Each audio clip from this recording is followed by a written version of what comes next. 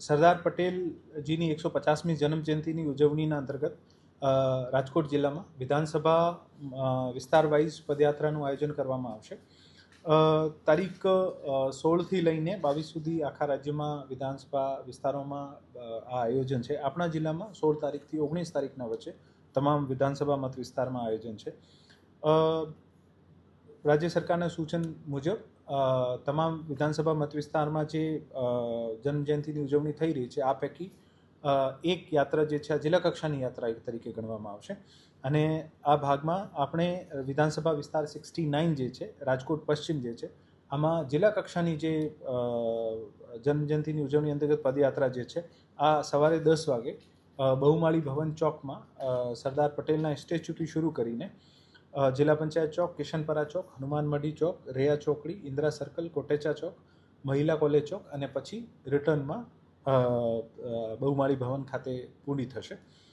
લગભગ 9થી 10 કિલોમીટરનો રૂટ છે અને 5000થી વધુ જે માણસો જે છે આમાં ભાગ લેશે. એવી જ રીતે જિલ્લાના તમામ વિધાનસભા વિસ્તારોમાં વિધાનસભા વિસ્તાર 70માં રાજકોટ દક્ષિણમાં 17 તારીખે સાંજે 3:30 વાગે આશાપુરા ચોકથી શરૂ થશે.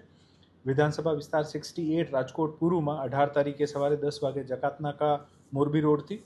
વિધાનસભા વિસ્તાર 71 રાજકોટ ગ્રામ્યમાં 19 તારીખે સવારે 8:30 વાગે ખોખરદરથી. વિધાનસભા વિસ્તાર 72 જસદણમાં 16 તારીખે સવારે 8:30 વાગે જીવાપરથી. વિધાનસભા વિસ્તાર 73 ગોંડલમાં 18 તારીખે સવારે 9 વાગે ગુંદાળાથી.